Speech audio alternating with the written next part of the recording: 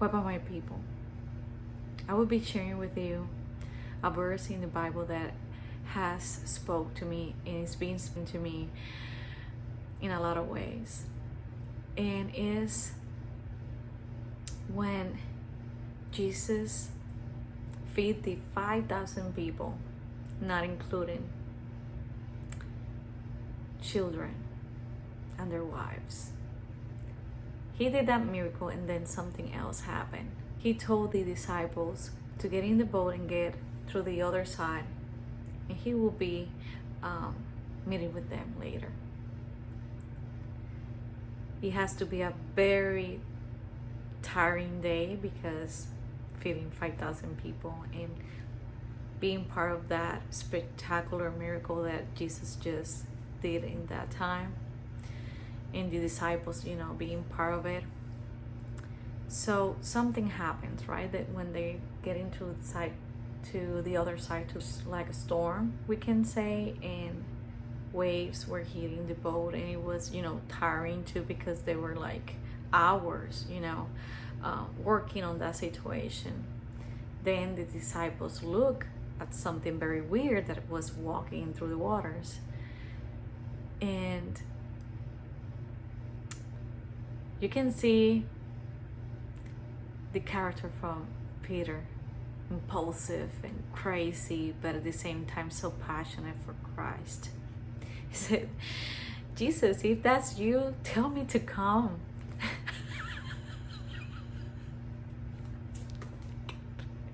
I don't know if you're understanding. Literally, there's a storm, there's waves, there's wind. "Jesus, if it's you, please tell me come," because he knew that Jesus can do miracles. So I think he was like, yeah, I want to be there with Jesus. I want to be part of it. I want to be part of that miracle, something that is impossible. Who doesn't? I would like to do that too, but I'm not sure if I'm going to be brave. So Jesus said, come. Then, Peter started walking through the waters, and something happened. He started to look at the surroundings, the wind, the waves that we were talking about. Waves can be situations in our lives that are difficult. And instead of him looking at Jesus, he doubted, and he began to sink. He's like, "Lord, save me." And I'm saying this in a joke kind of way, but I will be scared that happens to me. And Jesus says, "Peter, have little faith. Why you doubt it?"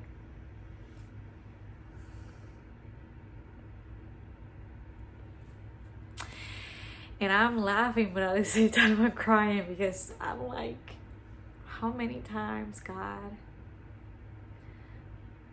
has told us through Jesus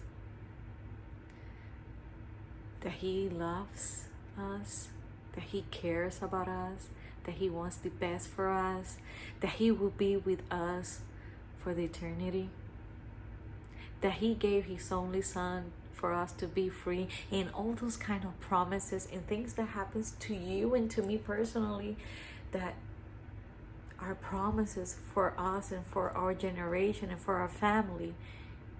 And instead of just looking at that word, looking at that promise, we are looking out the surroundings. And you know who likes to be in the surroundings? Our enemy, Satan. He will make noise. He will make things seem in certain ways. But, at the end of it, God is the one who is in control. Are you understanding that we're talking about a God that created you? He created amazing things as this universe that from today a lot of people doesn't know even a quarter, a percent of what the universe is. It's unlimited. But God knows. How many of us has been in that circumstances that we believe more in what we see but not in His promises?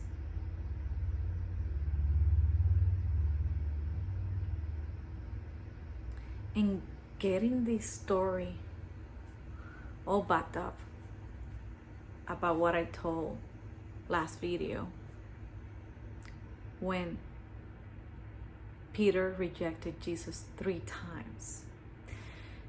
How many of us remembers Peter because he rejected him 3 times, but we do not remember the Peter that he was brave enough to walk with Jesus? We don't talk about the other ones that was in the boat. They didn't say anything. But we always, looking forward to look at other person that may have some more courage than us.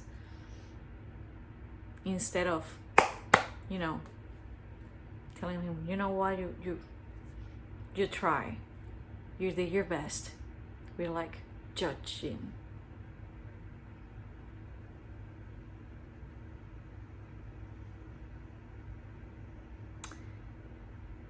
Maybe you feel like Peter, that you've rejected Jesus. Not 3, not 4, not 20, but 100 times.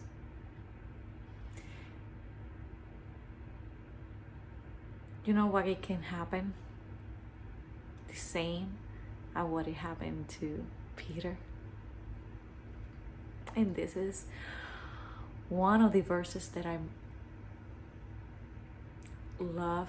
Is something that every time that I just think about it, I'm not even saying it to you, I'm thinking about it, I want to cry. Anyways,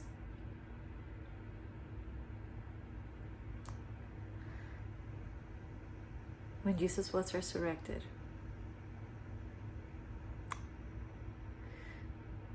he did talk to Peter. But if you notice in the Bible, in the scripture, Peter was dealing with something else that he was ashamed of, rejecting Jesus 3 times. That's a heavy weight in his shoulders. Jesus is so awesome that he tell him 3 times, Peter, do you love me? And every time he said that, Peter said yes. And what Jesus said, feed my sheep.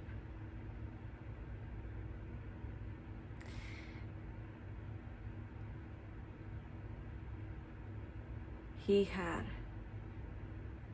the potential, and Jesus knew that, to spread the gospel.